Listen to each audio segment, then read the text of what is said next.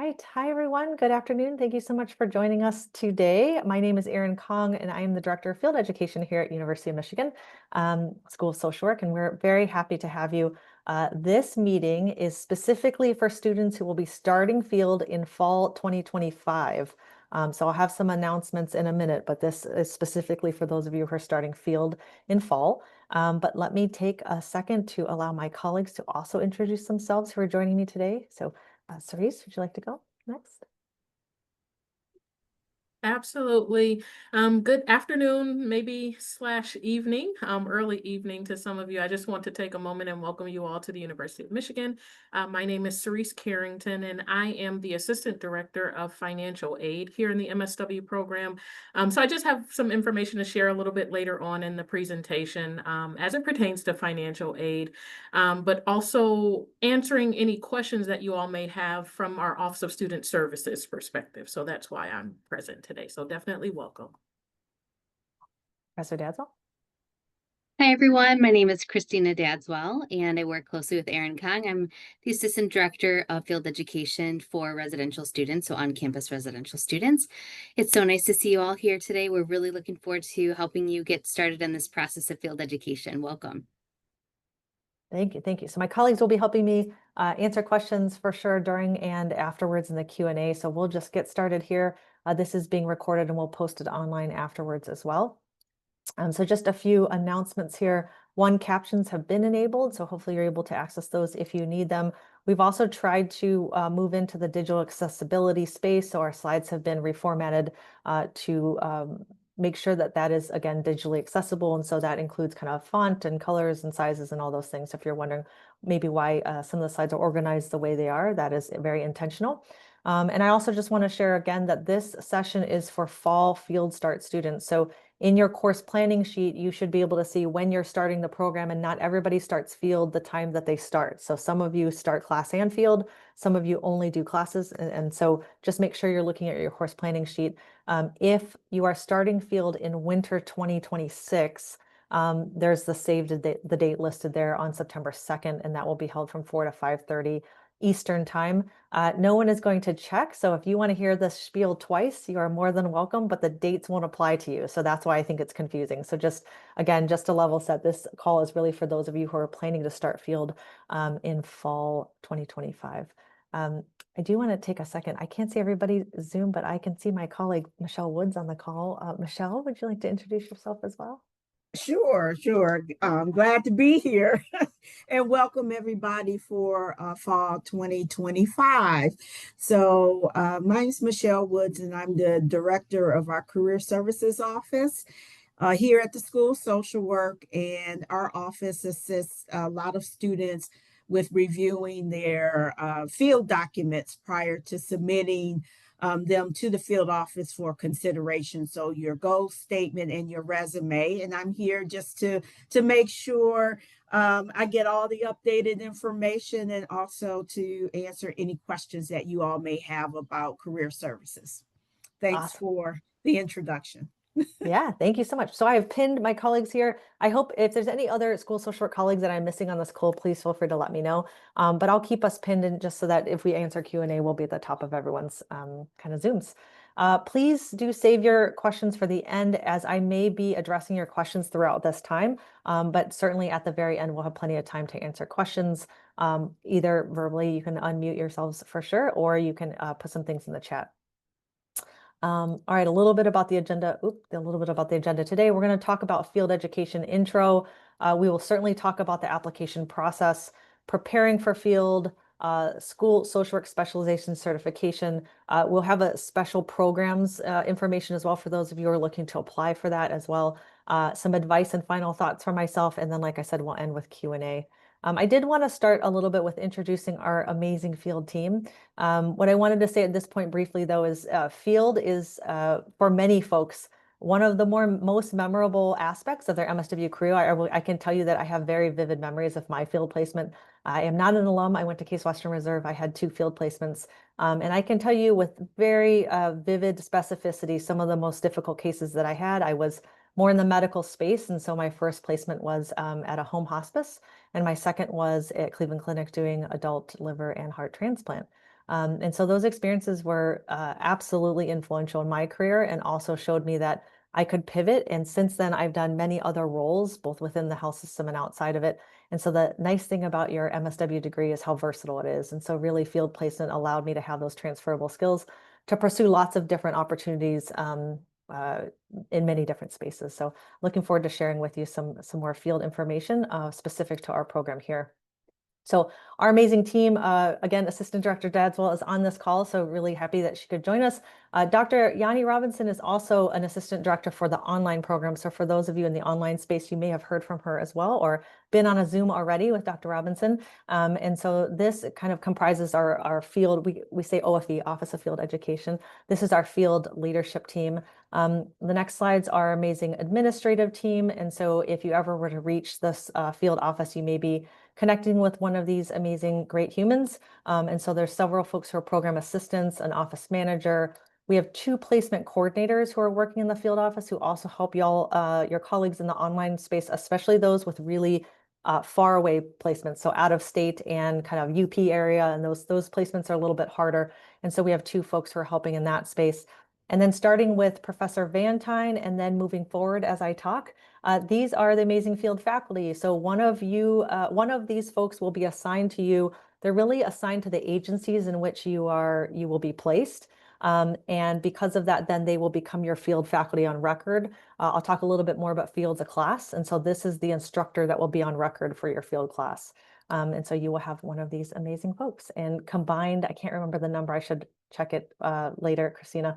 I think we had over 150 years worth of experience collectively, clinically in this space. So all of us have full licenses and all of us are, like I said, have varied experiences in different spaces.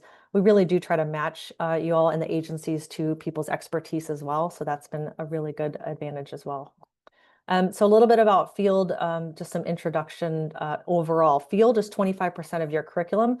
So it's quite a large chunk of your learning here, and we're really excited and proud to be part of that for you and your learning here in the program. While we do take into consideration your interests, our goal is to make sure that you have a viable field placement that aligns with your primary pathway. Secondary pathways for us don't really impact kind of the decision making, but for your primary pathway, we have agencies to make sure that the things that you're doing in field map to the competencies that you need to graduate. And so just know that I'm going to really hammer home the idea that field is a placement for you to find transferable skills, to align with your pathway, and to make sure that you can meet those competencies and competency development. And that's really our goal here. It's not really meant to be kind of a pipeline to a first job, although many of our students sometimes do get offered, and we always celebrate that, which is awesome. Overall process for us, and this is kind of high level, and I'm going to go into more detail with dates and everything with you. First, you're going to prepare your field application materials.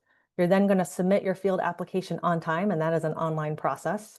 You're going to receive information about your first available option by 6/6. So once you submit, you have to give the field faculty a couple of weeks to read through your materials and make sure that the agencies that you are interested in have openings. Things shift all the time, but by 6/6, everybody should have heard from someone in my office around moving forward with a first option.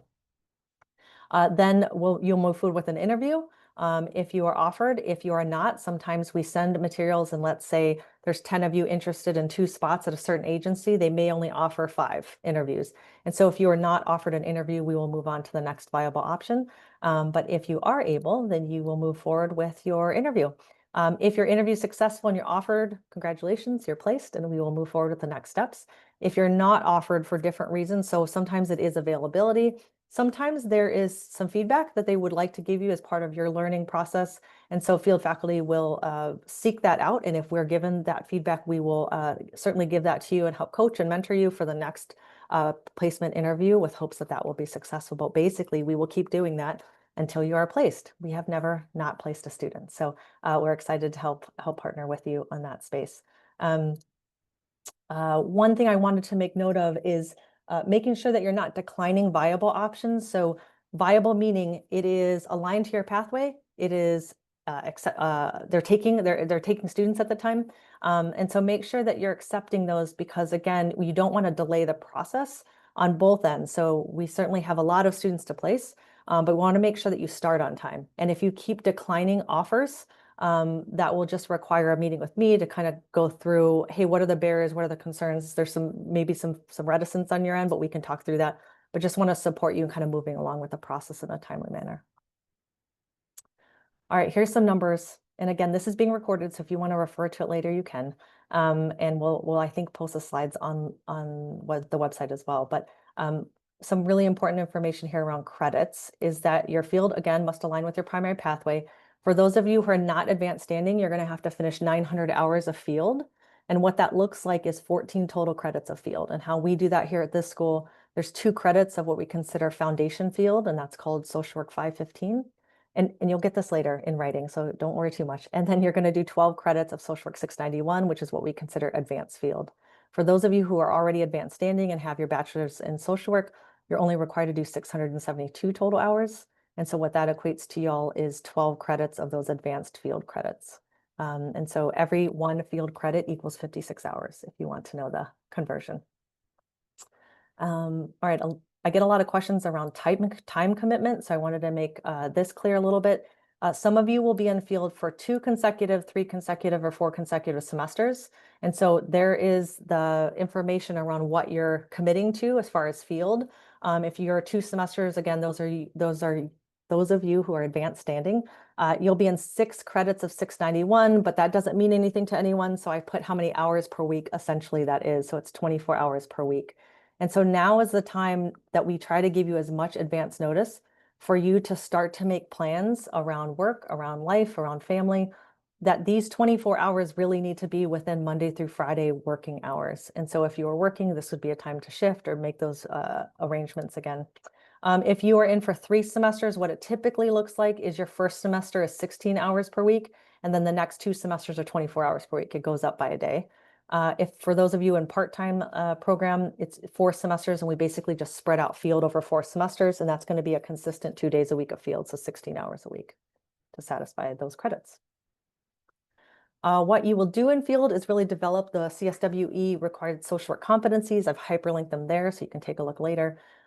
It really requires you to practice and apply the classroom theories and information and interventions and assessment skills that you're learning in class to real world settings. And so we're excited that you're able to practice in that space. We call it experiential learning. We're also going to give you opportunities to practice navigating ethical concerns according to our code of ethics. You'll learn a lot more about that. Practice skills and behaviors that lead to core competency development, and of course, practice adherence to our technical standards. These are really standards around professionalism, communication, and you'll hear a lot more in our program if you haven't already around what those technical standards are. A little bit about our field team, because we get some questions about this. So obviously you're the first square, so that's you.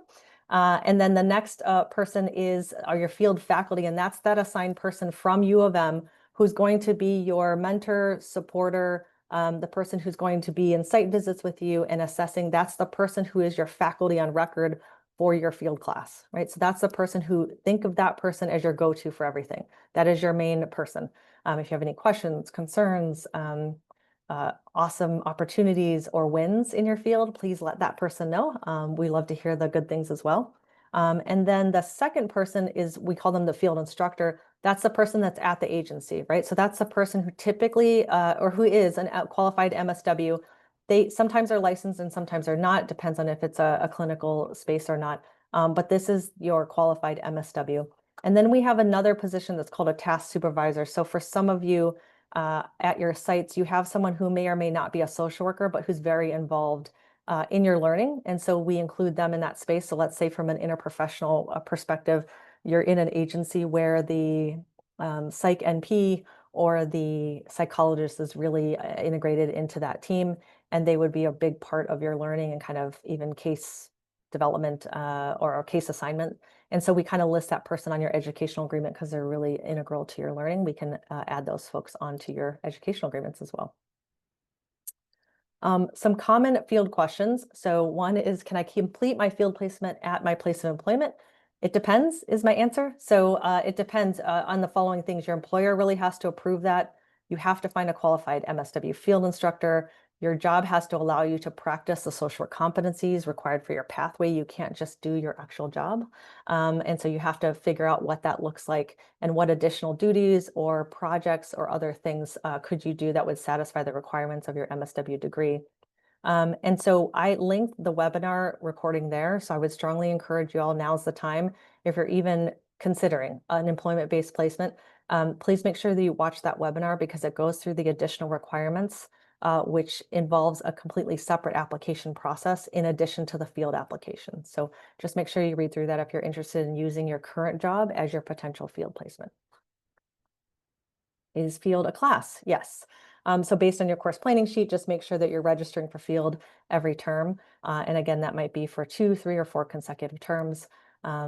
Do I have to find my own placement? No, for those of you on this call, we will partner with you. And there's actually a big reason why that's the case is we actually have legal partnerships with a lot of agencies in this space, but we also own and are proud actually of the fact of how much support we lend to both the students and agencies and some other programs. It's kind of like a matching process and you have no say in it.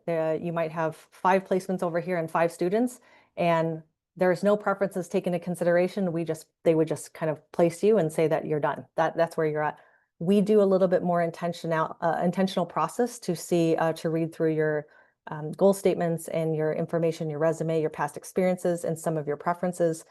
We find that for you to find a good fit and vice versa for agencies just tends to work a little bit better long term. But there are also rules and requirements around accreditation and liability actually to protect you all to make sure that the agency that we're working with is affiliated and then we have a legal contract with them, and that takes quite some time.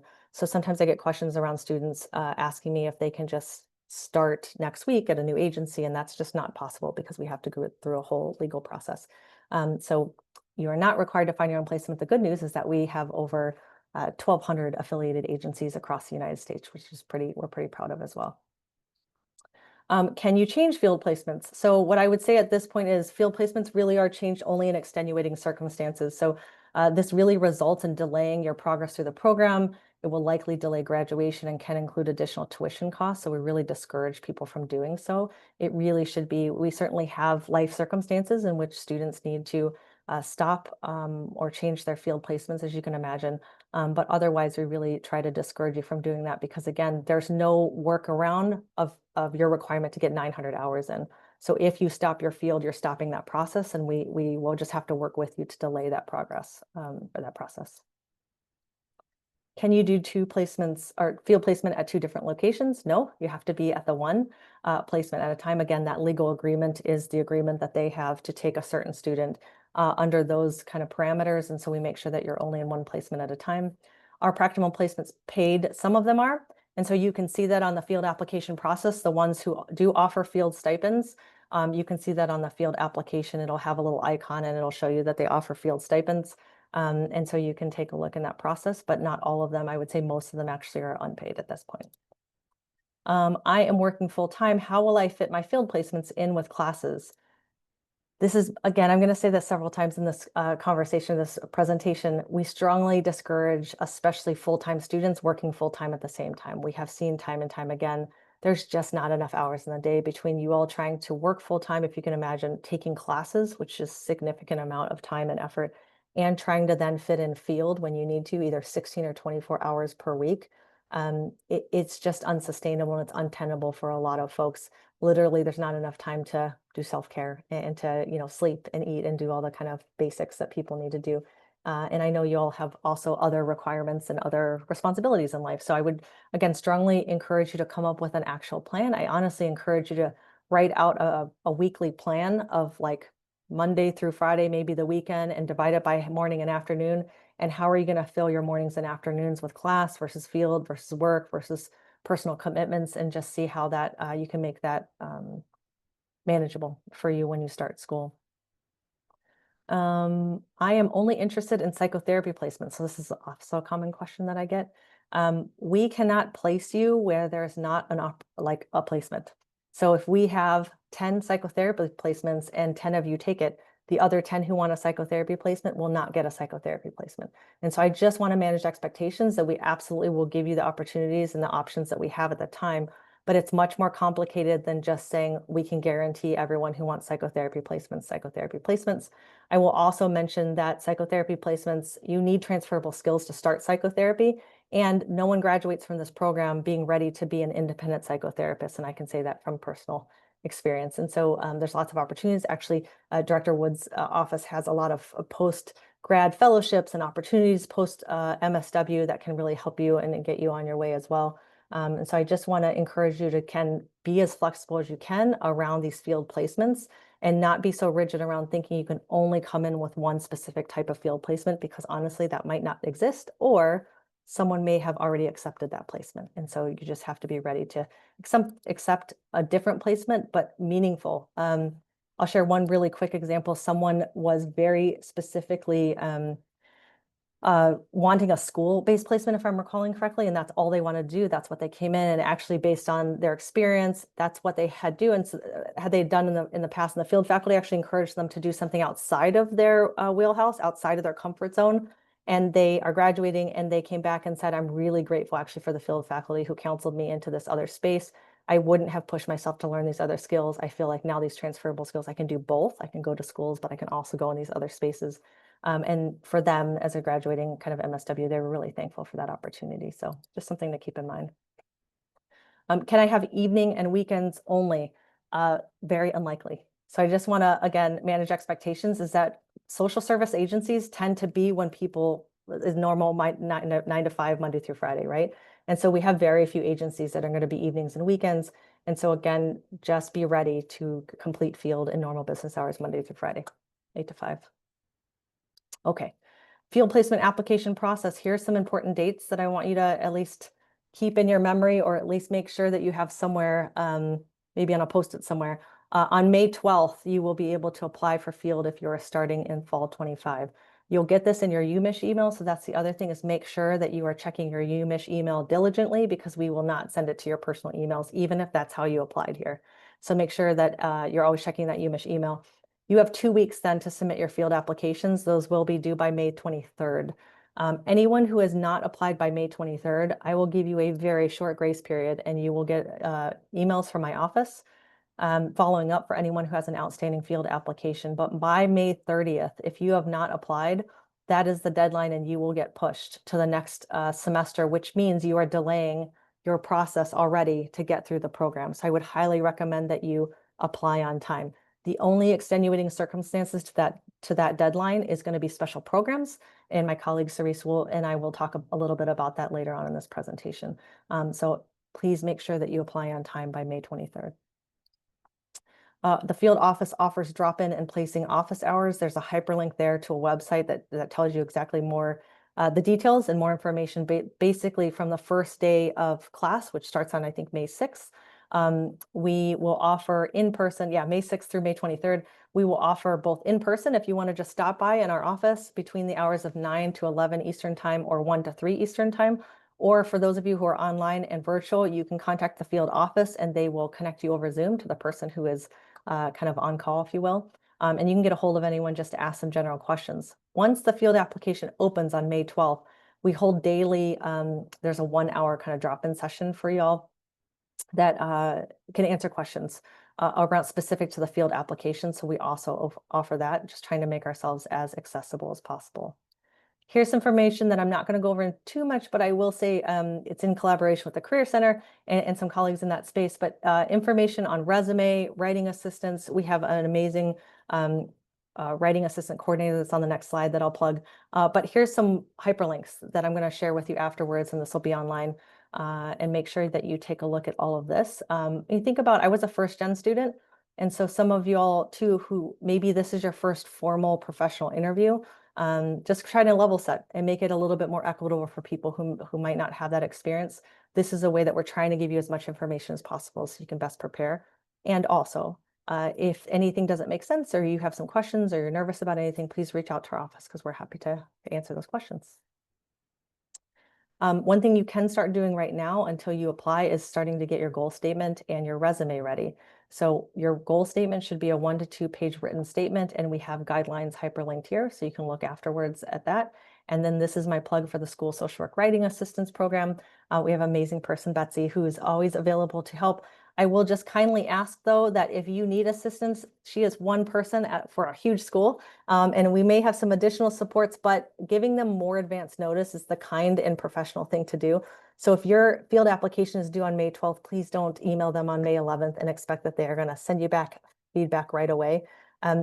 Michelle, I don't mean to call you out, but I'll just say, give you an opportunity. Is there anything else that you want to reinforce or share about that for Betsy?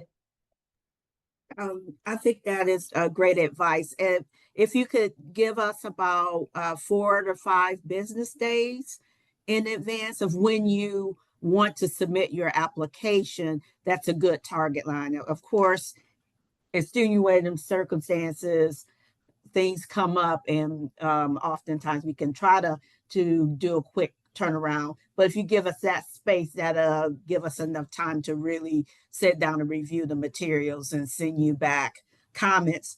Excuse me. The other, if you want us to make comments, it's best to send us your drafts in a Word document, not a PDF, because it's very difficult for us to make suggestions on the document when it's saved as a PDF.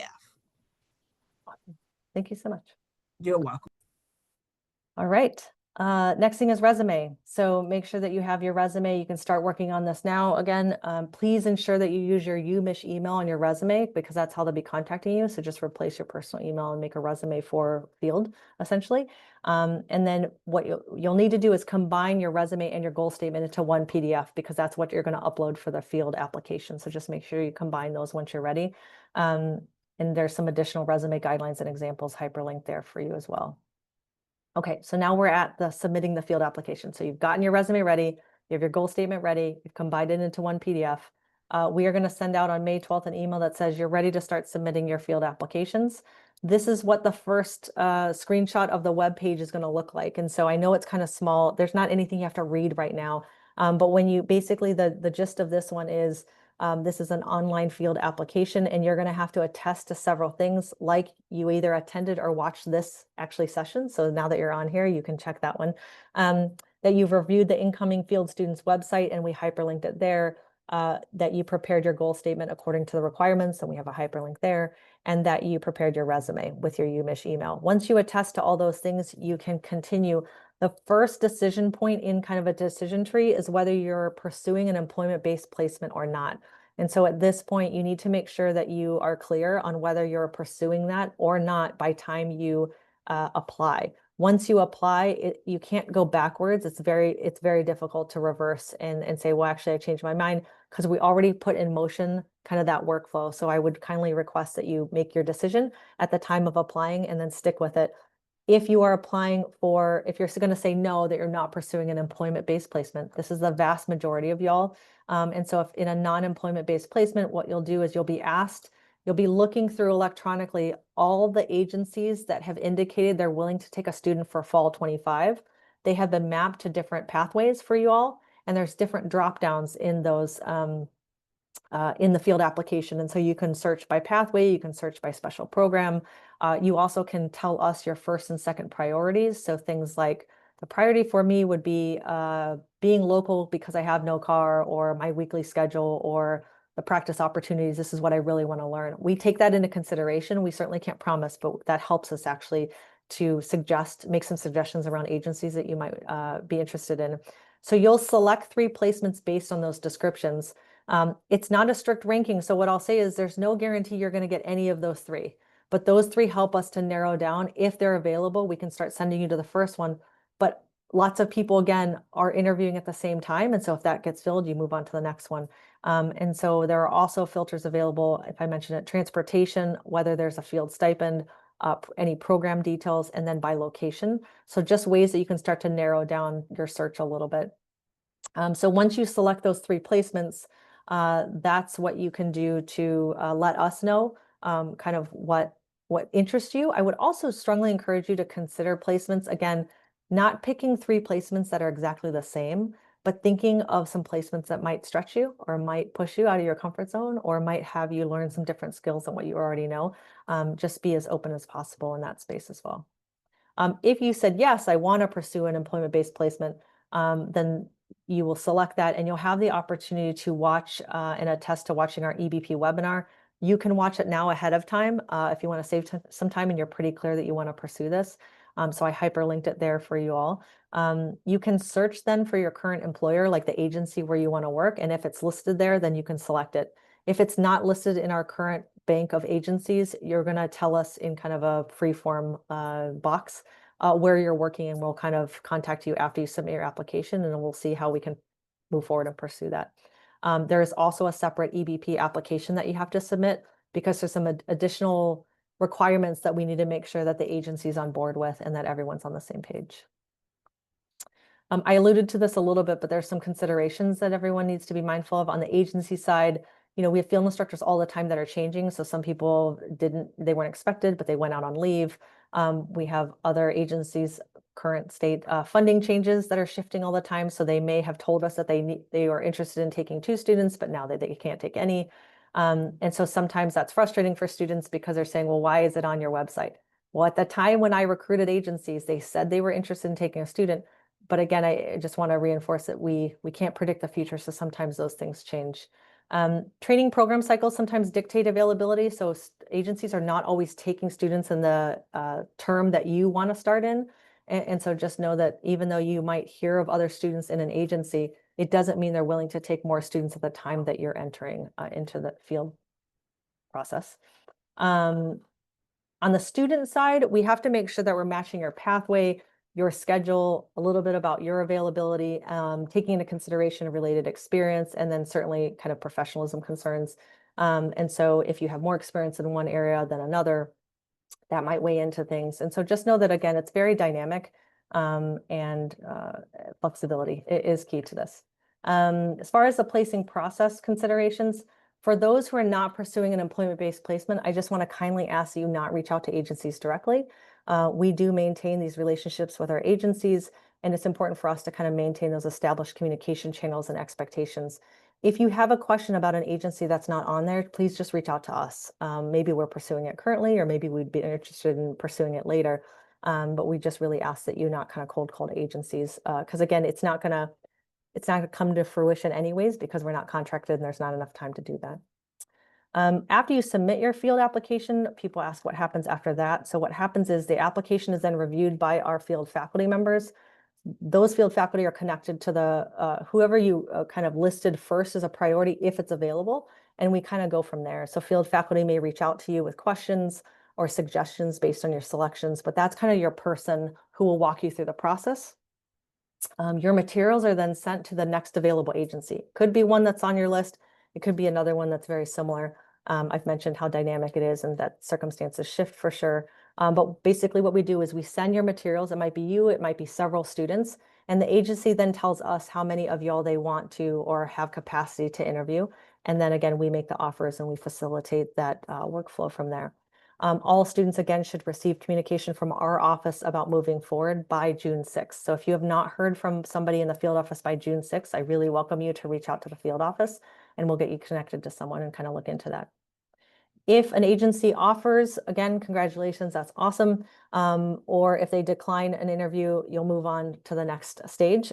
We have some information around interview prep there. And so you'll just keep going until you get an interview offer. And then let's say you finish your interview again and the agency offers or declines post-interview. So if you're offered, you are officially placed. You may have some pre-field things to do, and I'll talk about that in a minute. But if you're not offered post-interview, it could be a variety of things. It could be everything from it was just really competitive and other people just got the spot, just like other jobs, right? And so that's okay. It could be the way in which you showed up. And so one of the things in this program I will say is we try really hard to model the professionalism and direct communication that we hope we all will be in the space in a respectful space. But again, giving you that direct feedback so that you can learn and do better. And so we will give you that feedback and that'll come from your field faculty. But it's really with the intent of trying to help mentor you and support you so that you can do better in your next agency. Even for those who have other careers, and this is now your second or third career, I would like to make the statement, I think this is true, but other people can push back. is that sometimes in social work spaces, what we're looking for candidates, both for students and for professional positions, is different than other kind of degrees. And so even though, again, maybe you've been successful in a business sphere or in an engineering sphere, social work's very different in what they're looking for. So just being mindful and open to that feedback.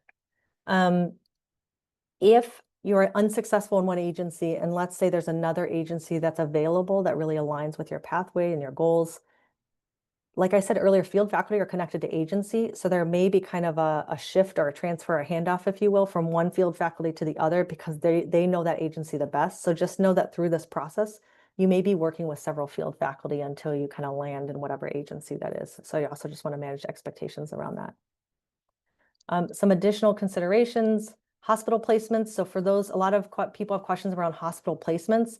If you're interested in a hospital specific placement for the fall, here's a couple important dates for you to know. So 4/20, actually in 2 days, it's going to also be recorded, but in 2 days, they're going to have a virtual hospital placement info session. This is a little bit more overall. So VA placements, Trinity, IHA, Michigan Medicine. So they're going to encompass everything. So if you're interested in kind of hospital-based placements, you can log on there and or check out the recording afterwards.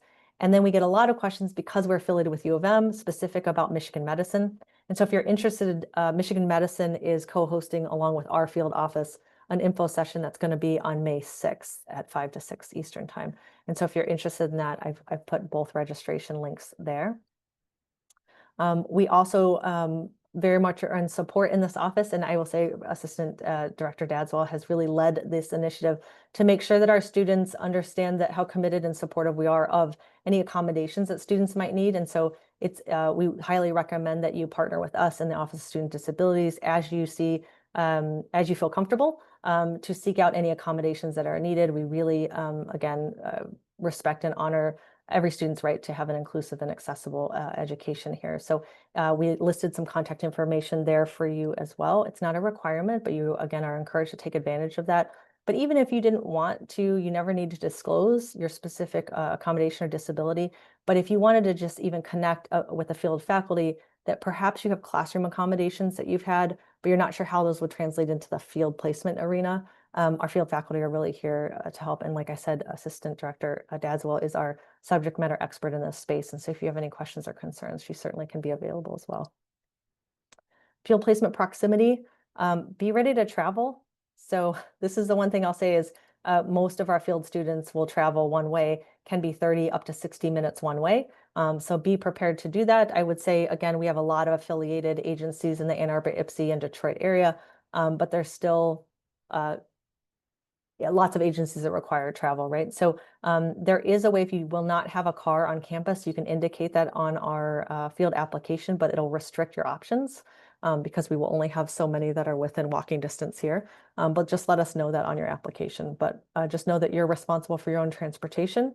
And there's other options that are listed there if you want to take advantage of carpooling or using public transportation. What if finding a placement is difficult? And so what I'll say is we're partnering with you. This is a collaborative process. There's a couple things that you can do that's within your control. Please ensure that you're responding to your UMich emails. I will say particularly over the spring, summer, sometimes it's hard to get a hold of some folks, and yet that's just the clock is ticking.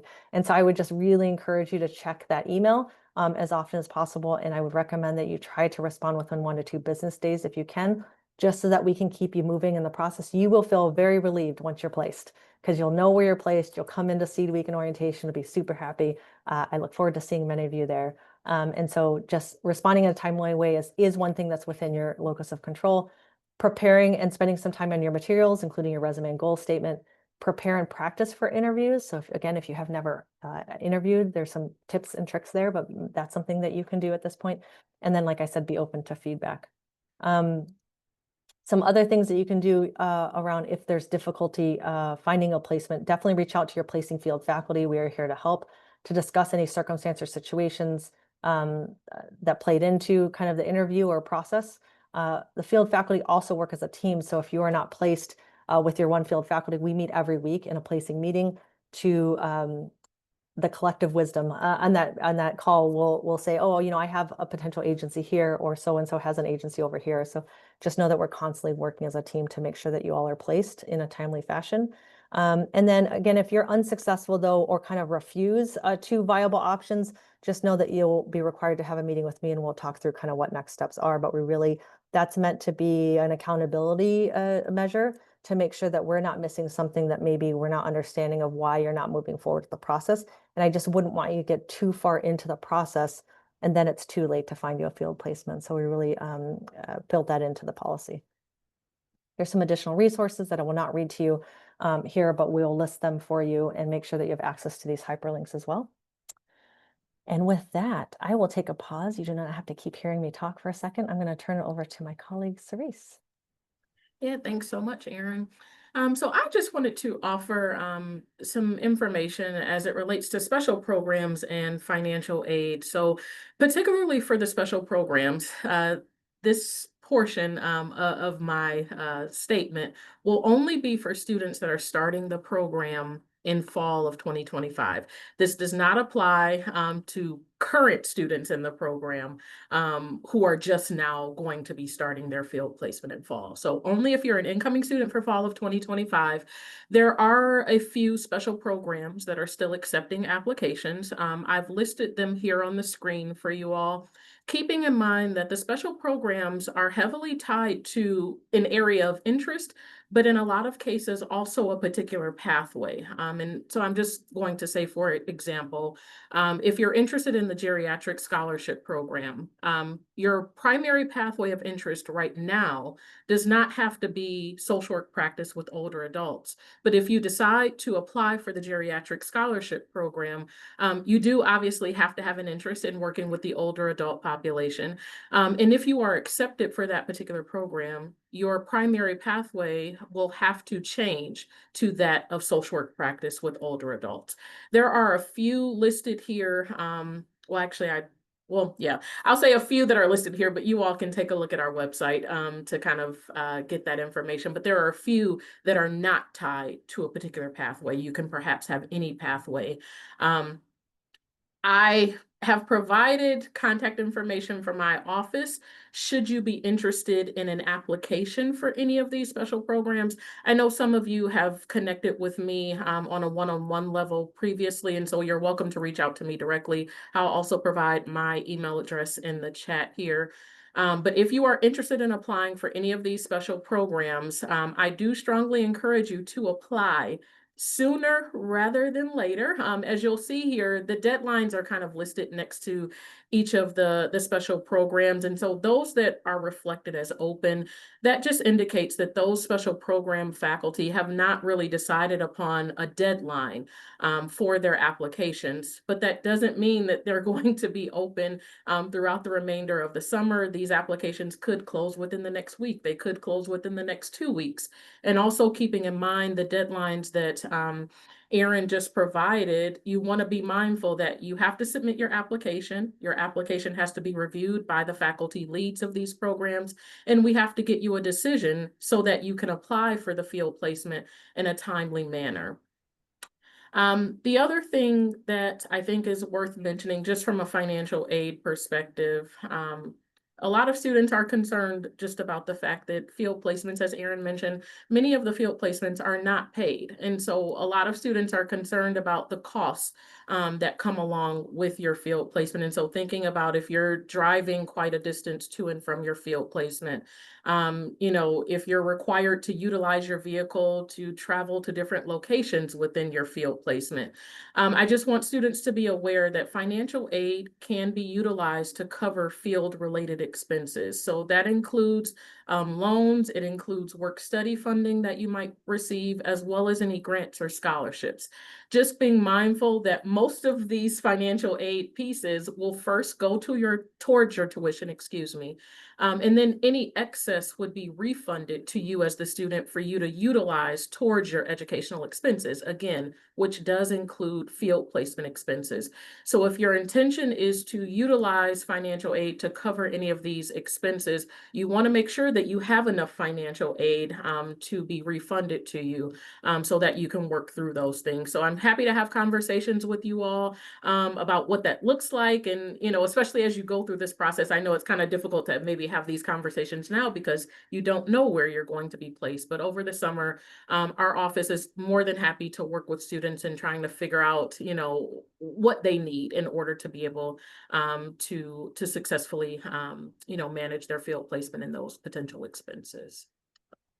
That's all I have. Thank you very much, Awesome. Erin. Yeah, thank you so much, Therese. So two things to piggyback on that. One is our field application will have a filter by special program. So if by chance, by time you apply on May 12th, or maybe you hear a little bit after that, that you're already in a scholarship program, you can do a search by which field placements map to that special programs to make it a little bit easier so you can take a look at that. So that's one option. Number two, I really also encourage you to apply sooner than later, because as you can see, the deadlines are either open or one day after I close the field application. So my one request to y'all as well is if you've applied for a special program, and then I might be all of you, if you could please put that in the comments of your field application, that would actually help us, because what I don't want to do is go down this whole path, right, of an unrelated field agency. That agency, then you take a potential spot that someone else could have taken, but then you're like, just kidding, I actually just got the scholarship. We're really happy for you. And also somebody else could have taken that. So just out of courtesy and respect for the whole process and to be honest, your time, if you could just let us know ahead of time that you have applied for this special program, that would really be helpful. And then maybe we can even touch base with the special program leads and kind of figure out timing of that kind of space. So I'm working to maybe move up some timelines in the future, but for now, I think Field's willing to be flexible and collaborative with our colleagues in these special programs. So Yeah. thanks for that. Erin, really quickly, and Yeah, sorry, please. I forgot this note as you No. were talking. Yeah. For those of you that have already applied to a special program and are waiting for a decision, just know our office is going to be working with the faculty leads of those programs so that they're all aware of the timelines. And hopefully we can get you a decision sooner rather than later, especially as it relates to meeting the specific field placement deadlines that you have. So Awesome. Thanks so much, Trace. All right, so now congratulations, you're placed. Fast forward, congratulations, everybody on this call's placed. That's so exciting. So let's talk about a little bit about what you need to do. So please review the content. There is a prepare to start website. We have a website for everything. So just prepare. How are you going to prepare for field? Maybe, or we would strongly recommend actually that you check in with your field instructor. You will know who that is since you interviewed with them, about the start date, about any additional requirements that may be needed. So you might need some health screenings. You might need to dig up your immunizations or call your parents about your immunization records. You might need to pursue drug testing or background checks. The one thing on our field applications, if any of these things are required, there's an attestation on our field application to make that known to you. And so if the agency does require, let's say, background checks, there's a little button that says, I understand that background checks are required for this agency. So we try to be as transparent as we can. As long as the agency discloses that to us, we will relay that to you. And so that's on the field application as well for y'all. And so that would expedite things, because a lot of agencies will not let you start until these things are in place, particularly health-based placements. So if you don't have all your immunizations cleared, they will not let you start field. So that's something that you can work on over the summer while you're placed. And then your mandatory pre-field orientation. So this is congratulations, you're placed, but now I need to tell you all the field assignments and meet your field faculty specifically. That is going to happen during Seed Week for those of you in the on-campus program, and we are going to run a virtual session for those of you who are in the online program on 8/27. So you all will get additional information, unless maybe you have already, from our amazing Office of Student Services just around Seed Week stuff. And so field has been included in those materials as well, so you won't miss it.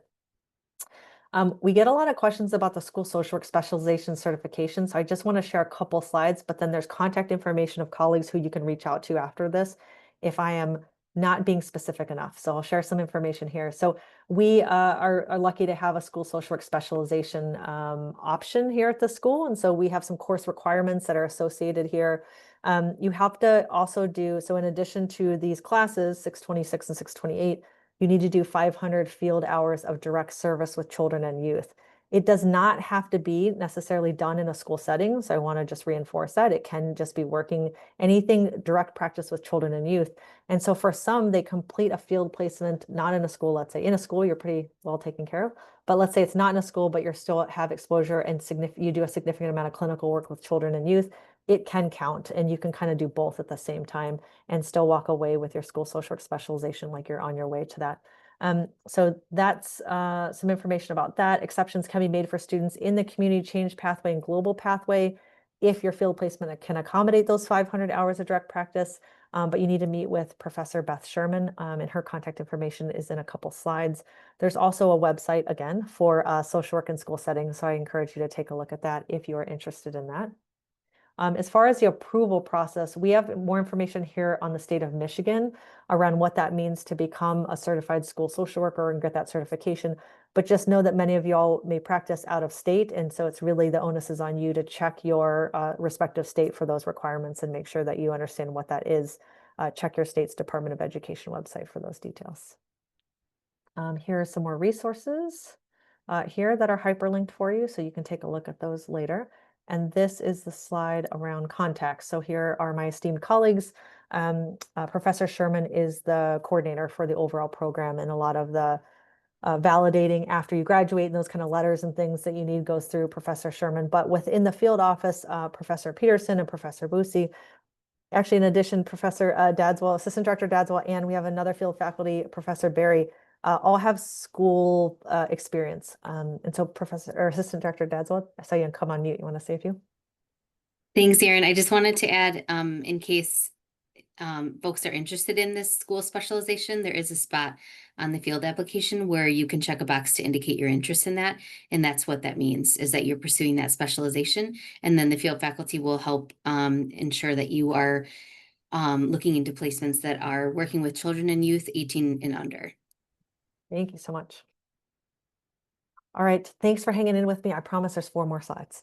And so here's the final thing. So a little bit of advice as you start field. So one, just be really patient with everything. It's a lot. I've told my students, I used to be at Michigan Medicine, orientation felt like drinking from a fire hose. So you will be having a lot of information sent to you. Just be patient with yourself. Soak it all in, learn what you can, ask questions, but just be really patient with yourself. I would say that, to be honest, students who put in the most get out the most. And so just be really open to possibilities and opportunities in that space for field. Learn to function, this is very important, with discomfort and anxiety and ambiguity. You are entering a profession of one that is imperfect by all measures. And our clients need us to be able to hold multiple truths at the same time. And so I would just really encourage you to practice that for yourself and professionally as you lean into the space.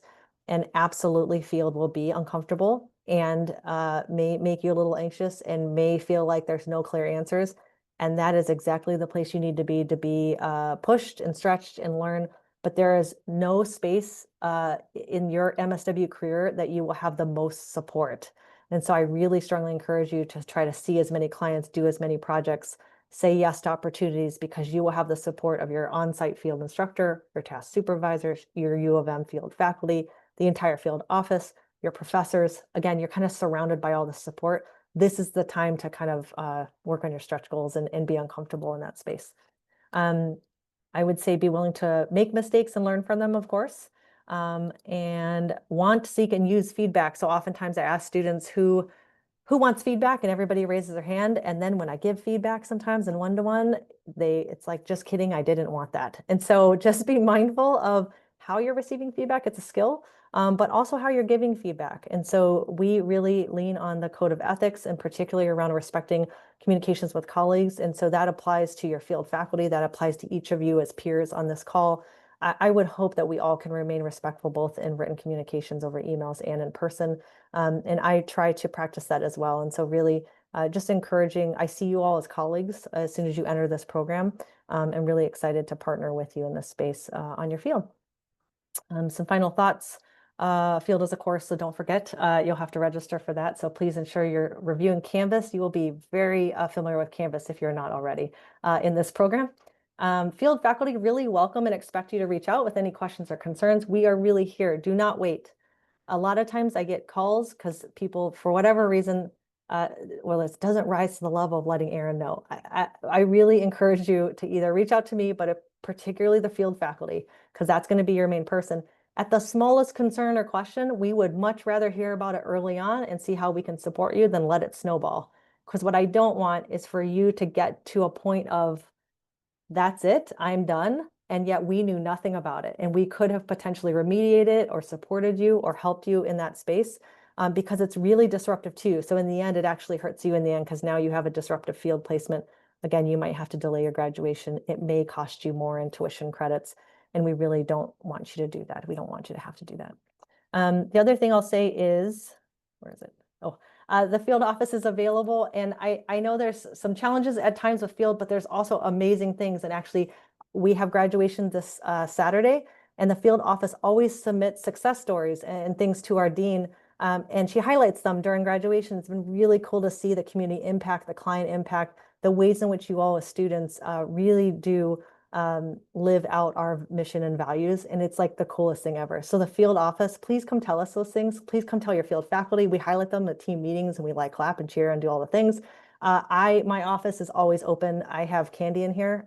So if you ever want to come in and hang out and grab some candy, really welcome you to come say hi to us. And there's over 800 of you.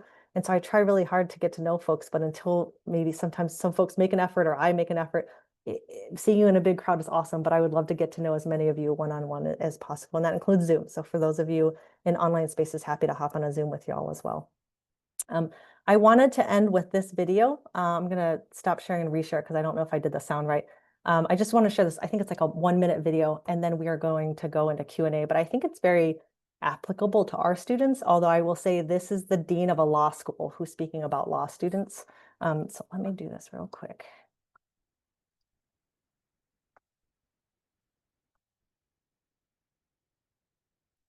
All right, share.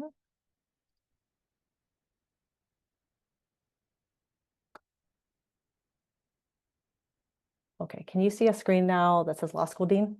Yes. Okay, all right, here we go. This is just a you note hear it? again about some of your more junior colleagues. What I witness is a group of students, a generation that really, really wants to display competence. I talk to them about the myth of the ducks. If you think of yourself as a duck swimming in the pond, all the other ducks look like they're gliding along, and you under the water are going like this. Guess what? Under the water, all the ducks are going like this. Nobody's actually gliding easily. But law students, especially first-year law students whom I teach in torts, they have a tendency to feel they're the only ones who don't get it. They're the only ones who are sweating. And what I say is, if you went to the gym and you didn't break a sweat, you would be wasting your money. If you already knew how to be a lawyer, you wouldn't need to go to law school. This is where you sweat. They're worried about looking like a fool in cold calls. I say, look like a fool. Get up and do it again the next day. Keep doing it. You're going to get in front of a 3-judge panel and you're going to get beat up pretty bad. And guess what? You're going to keep representing clients the next day. This is not a profession where success is perfection. Success is resilience. So I would like to end on that note because I see that very much transferable to field. Success really is resilience, both for your clients, for your agencies, for your communities. And we really are honored to be part of that journey with y'all. So with that, it is 6 o'clock. That's exactly what I timed, is about an hour. So if that's okay, we'll open it up for Q&A. So if you want to put things in the chat, we can try to answer. Absolutely feel free to turn your cameras on as well if you have questions. Maybe if I could ask, use the raise hand function so I can call on you in order. That would be great. But does anyone have any questions? Yeah, Adele? Hi, can you hear me? Yeah, nice Okay, to meet you. nice to meet you too. So I did have a question. Like right now I'm looking for housing, because I will be moving towards like the Ann Arbor area, things like that. And I was wondering, I know that you said that it just varies based on your, I guess, like how far you have to travel for your placement. Is there any factors that I should consider when making like an informed decision about where to live? Oh, that is a good question. Other folks in this call can answer. One, are you gonna have a car? Yes, I do Okay. have a car.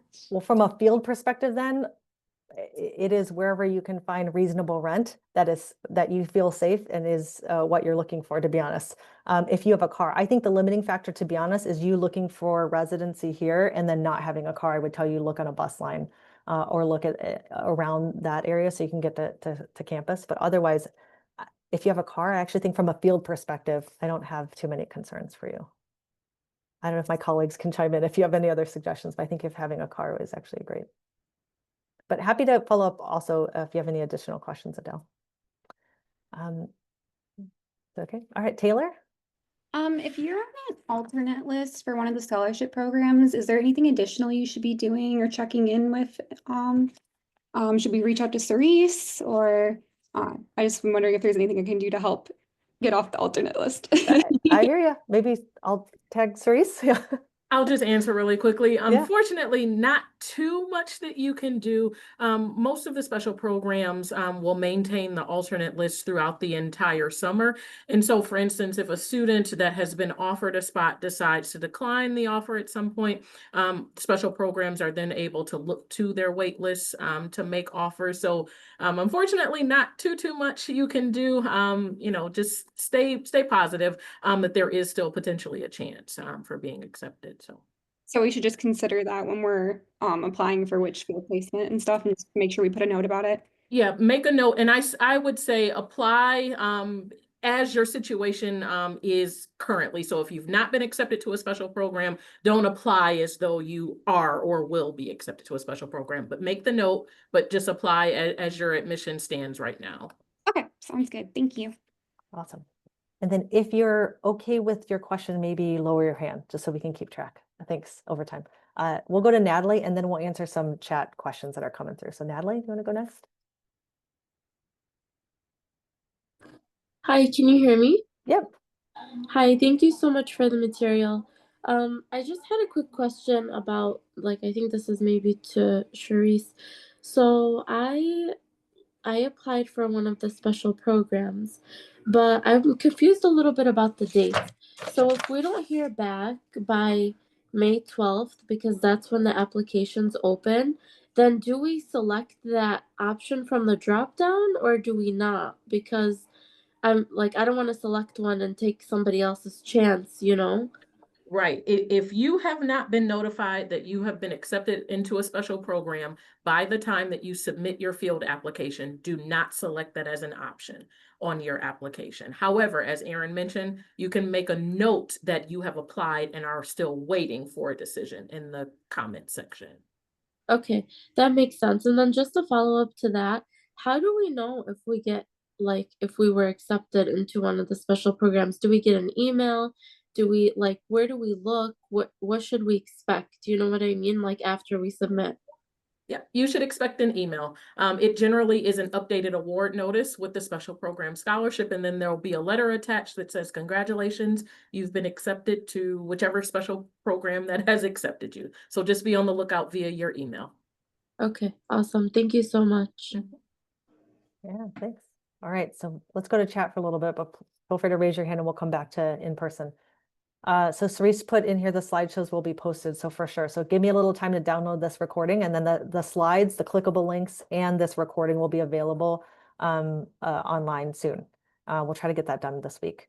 GASP was not listed. So Cerise, GASP is listed though on the main website, so that's one of them. Maybe we just It is. Yeah. Just remember that those listed on the slide that was presented, those are the only ones still accepting applications. So if the special program is not listed there, they're no longer accepting applications. Thanks for clarifying that. So Sarah, yes, we will get you the website, or we'll email you out the slides and the website for the recording. How is work study applied to your financial aid? If work study employment is not obtained, will the amount rewarded be expected to be paid out of pocket or other financial resources? Therese? I don't want to go too in the weeds with this. Work study is a part of your financial aid package. However, it is not applied to your student account. Therefore, it is not applied to your tuition bill. And so with that being said, I would encourage you, if you have questions about how to apply for work study, if you didn't get it, or the expectations for paying out of pocket and all of that, without going too far into the weeds, just email me or my office and we can answer those questions for you if that's okay. Awesome, thanks. If a question was answered in the chat, I'm kind of skipping it. So let me know if you want me to go back, but I see some of these were answered. So let's go down to, for the employment field, you already have to be employed at the job. Yes.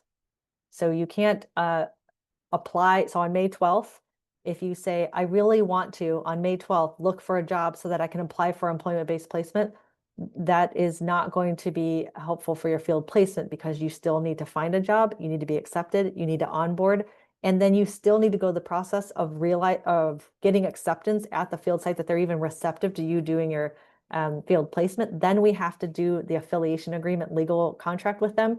And so all of that will put you super behind. And to be honest, you're looking at maybe even bumping a whole semester because we needed that time to do that. So I would say that if you are not currently employed at the time of applying for field, that should not be something that you're pursuing at that time. All right. Oh, Christina, you're on it. Thanks for answering some of these. Okay. Maybe a couple more chats and then I'll go back to in person. So I have an EBP related question. Watch the EBP webinar. Thanks. You mentioned I can't actually do my actual job for EBP. What if I ask my boss to change my job description so my work aligns with the management and leadership social work competencies? Would that be acceptable? How do EBP students with a very social work heavy job differentiate? Great question. There is some overlap. So what I'll say is we are really making sure that the work that you're doing and the additional duties as assigned align to our MSW competencies. If you think there are elements of your current job that already align to that, you're going to put that on your EBP application for me to review.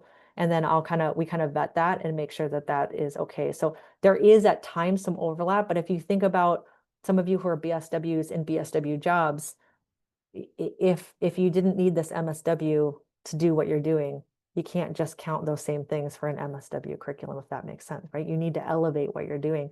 And so a lot of times the EBP application forces your employer to think through what are some additional MSW level things that would be advantageous for both your learning and the organization. And that's how we work through MSW competencies is in EBP space. So that's a really great question. All right, I'm going to pause on the chats for a second and we're going to go to in-person questions. Adele, I think we answered your question. Are you okay? If you have another question, let me know. Otherwise, if you don't mind putting your raised hand down, that would be awesome. Zara, and please correct me if I'm not saying your name correctly as well. No, you said it right. Okay, awesome. Thank you. Yeah, nice to meet you. Nice to meet you too. I just had a quick question. So I looked at the course planning worksheet. I'm planning on doing the 16-month route this fall. But during the first semester, I don't see like a required course for the field placement. I just wanted to verify if I would be starting in the fall or the following semester. Yeah, so 16-monthers that start in fall, you will have classes, but then you'll start field in the winter. And so technically, well, for this, don't pay attention then to this webinar. So sorry if you logged on a little bit late, but this webinar was people who started field in fall. We're really glad you're here. And also, the first slide that I had was for any students who are starting field in the winter. So if I could ask that you also hop onto that one, and that's going to be held in the beginning of September, because then that'll align with the dates that you need. Because you will apply in the fall and start field in the winter. Okay, sounds good. Thank you so much. Yeah, thanks for joining though too. Alex? Hey there. Hey. Quick question. I'm a student interested in research and evaluation placements, and I'm wondering if there's any special considerations for applying to placements within the university, or any other info you have about that. It's not special considerations. Actually, we treat internal U of M, both within school social work and the general U of M placements the same, is who has availability, how many spots do you have, and when are you willing to take students? And then they interview just like the rest of our agencies. So we have plenty of internal research opportunities typically, but what I'll say is asterisk, I don't know exactly what they are at any given time because we have so many agencies, but we absolutely have research opportunities through the U, through lots of different, like I said, within the school social work, through ISR. Yeah, there's lots of different opportunities. Does that answer your question? It does answer my question. I'm also curious, are they all independently listed? Yes. Perfect. Each listing is different because you'll be doing different things. So I've asked them to list if there's any deliverables, if there's any kind of skills or requirements or prereqs, that kind of stuff. And because it's so specialized, we have them kind of listed by individual agency or program. Good question. Thank you. Yeah, thank you. Sam? Hi, thank you so much. Yeah. I was just wondering about, and I apologize if this was answered already. I know for the advanced standing students, they have reduced hours. I just completed the master track program. Does that also have reduced hours, or is that still the full amount of hours? Master track is still full hours. Okay. Reduced hours is only for those who have a bachelor's in social work. Okay, thank you so much. Absolutely. Marissa? Hi. Hi. So I just had a question because whenever I applied like for the program, I think I kind of didn't fully understand what the special programs were.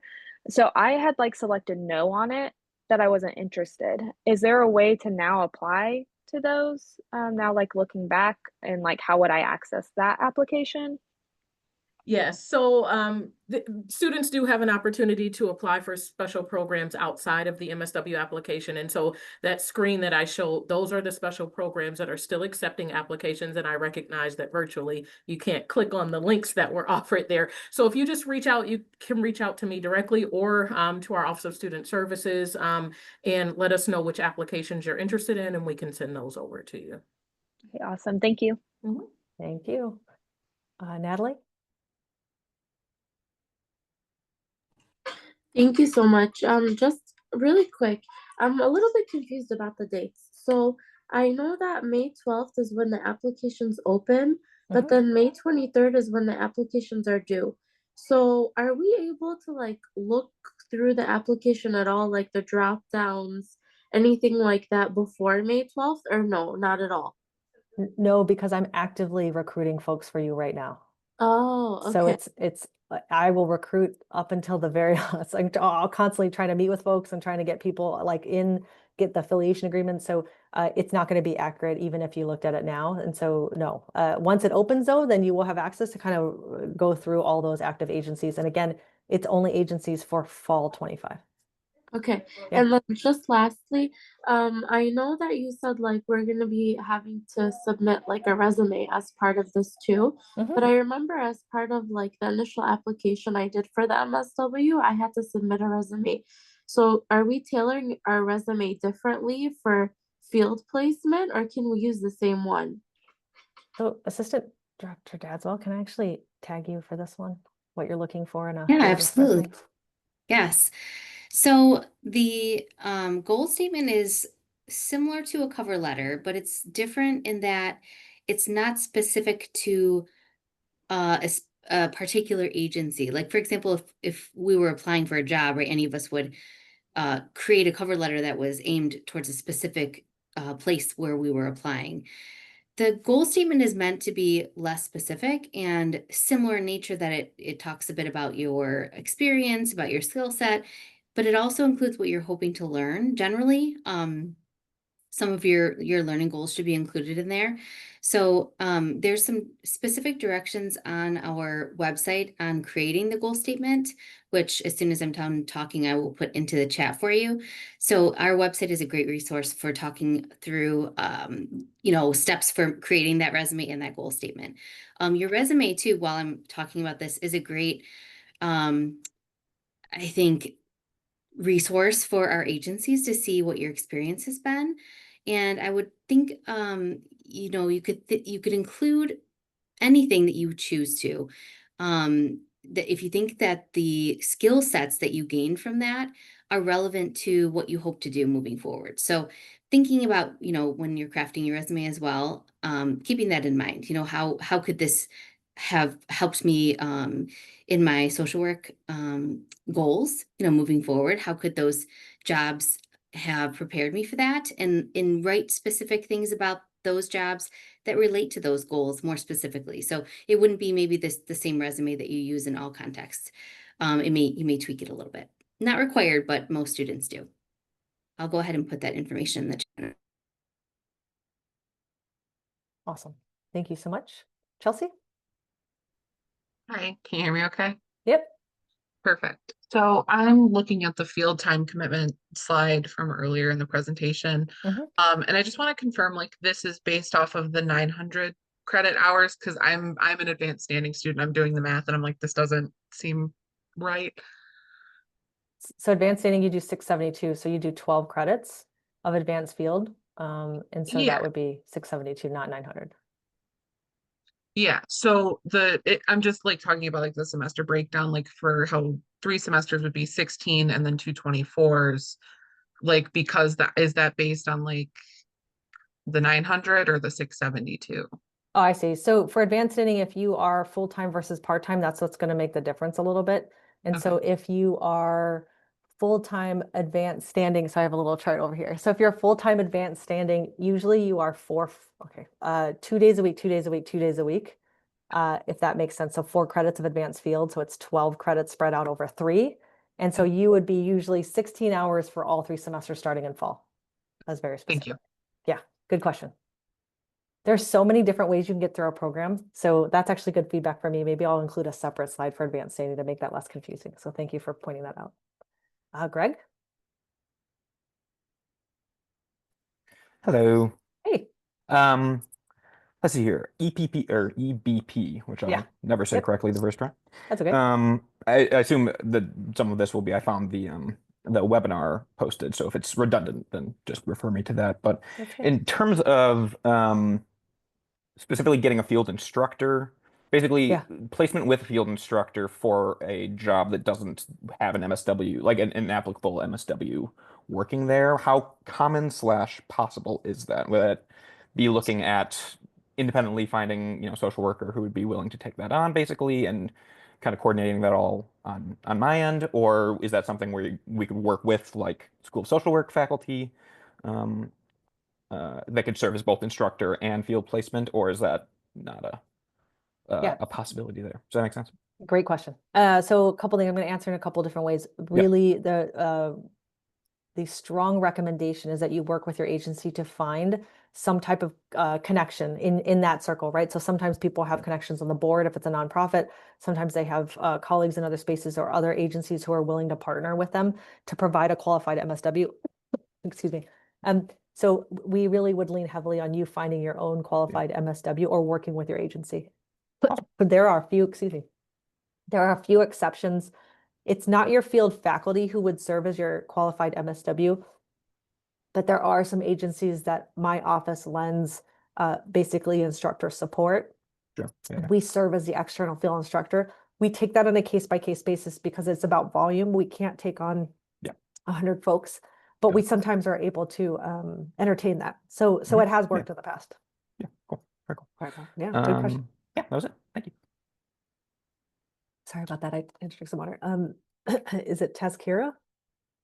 Yeah, Erin, can you hear me correctly? Yeah. Great, thank you. I asked this question in the chat, but I was seeking a little bit of a different response. How is the school kind of negotiating their current relationships with agencies given federal funding cuts and grant cancellations? Yeah, so it's not a negotiation. It is us partnering with and supporting our agencies if we either have existing partnerships or we're starting new ones. But because we can't predict the future, I hope this answers your question, but because we can't predict anything, we're going under the assumption that they are going to make the best decision on whether they're willing to take a new student and if they think that's viable for the terms of the student's kind of placement, right? If they think it's so shaky that they're really concerned about the funding, I would encourage them not to take a student and commit for 2 or 3 or 4 semesters. But I'll give you one example though. There were some partners on the West Coast because we place all over the United States, particularly when this funding came through, and they particularly work with immigrant rights. And we thought that they would want to pull the existing students and kind of say, no, we don't want any more students. It's so stressful over here in Kayak and all the things. It still was stressful in Kayak and all the things. And they actually said, no, this is a time where I think it'd be really great to partner with students in this space. We need all the social work support and collective wisdom and all the things. And we're really interested in taking students. And it was based on some potential assumptions or concerns, but the funding to this day is still intact. And so they were making plans as if, but they still proceeded because the work still needed to be done for immigrant rights now more than ever. And so they actually opened up some spots. So I hope that answers your question a little bit in that I can't guarantee you that any of your placements are going to be the same as when you start, including my own job. But all we can do is try to lean into what do we know at the time that we know it. And so does that answer your question a little bit more? I have a follow-up question. Just utilizing the scenario you just gave, how much do you rely on the organization to make that judgment versus the school deciding this is maybe not the best option for a student to be in a learning environment such as this? So we vet these agencies, and so we place students because it matches the competencies, and we have orientation and onboarding around our expectations. And so once a student is placed there, my expectation, because they've signed a legal agreement, is that they are following our policies and requirements around supervision and around MSW competencies and around non-discrimination policies and about liability. And so from that perspective, that's how we vet it. If there is a concern that a student wants to raise in a placement that things have shifted as a result of an executive order, then we will support the students through that. So it's not that I'm going and making mass assessments right now of all 1,200 of my agencies because they've signed an affiliation agreement, and that's just not possible right now to make assessments, and in particularly anticipatory guidance around things that we don't know what tomorrow's going to bring, including these executive orders that sometimes have been enacted and some of them are rescinded, some of them are paused in courts, as we know. So I don't make the decision solely. It's really a collaborative process, and it's based on feedback that I'm hearing. Okay, thank you so much. Yeah, for sure. Awesome. All right, I don't see any other hands. I know in the chat, am I missing stuff? Sorry, I'll go back to the chat. Thank you, everybody who's responding on my team. When it comes to applying, is it first come basis the earlier you submit? That's a great question. No. So whether you submit your application on May 12th or on May 22nd, you have equal opportunity. Don't feel stressed. So because we want to make sure that all the applications are in, and then we take a look at it on May 23rd when they close, or May 24th. They start to vet your application materials. So don't feel stressed about that. And also just know that you're not going to hear anything until 6/6. It might be a little bit sooner than that, but just to manage expectations, you might apply on May 12th because you are ready to go, right? You're not going to hear anything until about June 6th. So just know we're being trying to be pretty clear about that, because field faculty then need to vet these dozens of, upwards of 50, 60 applications, and then get you to the right places and make sure that those agencies, they're doing a lot of work on the back end to make sure, hey, we have applications. Are you still accepting students? Are you still accepting this many? And so there's a lot of work happening in the 2 weeks once the application closes. And so just be patient when you apply on May 12th. Like I said, there's no advantage. So that's actually a really great question.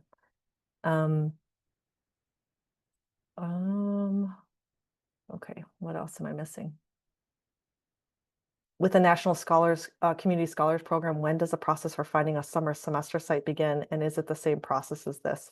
No, it's a little different. So NCS students who are accepted for field, you will be assigned a specific field faculty who's very familiar with NCS placements and block placements, and you'll work with them for the next spring, summer's block placement. And so that field faculty will walk you through that process. Essentially, a lot of these scholar programs, not all, but a lot of them, you'll have 2 placements. And so sometimes you'll be placed right away for fall and winter, and then you'll do your block placement spring, summer. And so we have a little bit of a separate process, because those agencies who are willing to take you for what we consider, again, block placements 4 solid days a week, up to, there's different requirements and expectations around there. So we have kind of a subset list of those agencies. It's a good question. Yeah. Oh, yeah. No problem, Megan. I saw you. All right. Hey, Erin, sorry, I have just yeah. one more follow-up question regarding transportation Yep. and living. Would you say that we spend, I mean, I know this depends on every route that you take, but would you say that we spend more time in Ann Arbor or our field placement? Like thinking of our curriculum and everything. I mean, it depends on I like IPSI is very close. I don't know if you're from Southeast Michigan, but like IPSI is super close. It's a suburb. And so if you said, well, do I spend more time in IPSI if my field's in IPSI? I don't know, because it depends actually on your class schedule and whether you schedule class on 3 days a week or 2 days a week. Some people who are commuters, they'll try to put so many classes in 1, maybe 2 days. And so then they're only on campus for a truncated amount of time. So in that case, if you're only coming to campus 1 or 2 days for classes, then in your second and third semesters and you're in field 3, you're actually in field more. So I would say you'd be away from Ann Arbor more than you would be, but it depends on your curriculum schedule. So that's a little bit hard to answer, to be honest. But your field is going to be, for sure, this is what I can say with certainty, is 2 days a week or 3 days a week. And so by definition, I think the 3 days a week would win as far as majority. Okay, thank you. Yeah, of course. Okay, just want to clarify the balance between classes and internship. How many days do you typically allocate for each? So for field, again, especially for a 12-month advanced standing. So if you're in an advanced standing program, you're going to be in field 2 days a week for 3 semesters if you're full-time. So that's how many days I would allot. Natalie? Do you have another question? Oh, yeah. Oh, sorry, she just answered my question in the chat. Thank Oh, you. cool. All right. Look at that. Any other questions? We have 3 more minutes, so let's see. If we lack social work agency specific internships experiences, will that make it harder to get a preferred field placement? No, we assume many of you, if not all of you, lack social work specific internship experience, and that's awesome. Welcome to the group. Totally fine. It's not about that. We're here to teach you that. I think the best thing for you in approaching this is having an open mind and being open to kind of different experiences, and you'll be fine. You'll find a place that lands with your pathway, and I don't have any concerns about that, but happy to talk to you if you have specific questions or concerns about that. If you're interested in a school placement but are going to be in the program for the fall, winter, and summer semesters, incoming master track student, is there any concern with having enough work to qualify them for having placement during the summer semester? Yes. So for those of you in schools, we need to have conversations for you because, as you note, most schools have summer breaks, or even if they do have summer school, it's only the first like 4 to 6 weeks, and there's just not enough hours for you to do your internship. So we really encourage you to look at schools. We look at changing your field schedule. The other thing around schools that's important to note is we require you to fulfill the expectations of the school year. And so what you really would be in schools is for the fall term, from September to December when school gets out. So it might be a little bit longer, but particularly in the winter term from January, you will end classes around end of April, but we require you to stay through the school year through June. And so what that means for you is you either can spread out your hours to fulfill the hours that you need, or you actually can take a couple field credits as elective credits if you need to. But we need to kind of change your curriculum plan around the school placement, and we can work with you on that. Tanya, did you have a question? Yeah, I'm signed up for 8 credits. One's going to be on the weekend online, but I'm trying to aim for a school placement, and I'm hoping that, let's say I was going to have 2 credits with the foundational one and 2 of the other. So I'm trying to, even though I'm part-time, I'm doing it over 3 semesters. So will it work out if I have 1 class on Friday that's residential from 2 to 5? Yeah, depending on your placement, they just have to be okay with you having that time. So we can work with you, Tanya, on that space, but it depends on where you're placed, to be honest. Okay, so I guess depending on what happens, I can probably just do a late petition into an online evening version of the class, I guess. Yeah, without getting into too much detail, I don't know your particular curriculum plan, but as it relates to field, I would say your best bet would be to connect with the field faculty that you're working with around placing, and then they can help advise you. Okay, thanks. Yeah, thank you. It is 6:30 and I want to be really respectful of people's time. I really appreciate the engagement and meeting many of you virtually on Zoom, and I look forward to meeting many of you in person in Seed Week and/or virtually online. We'll send out some information around these materials, but thank you so much for joining us today. Appreciate you all. And thank you to my colleagues.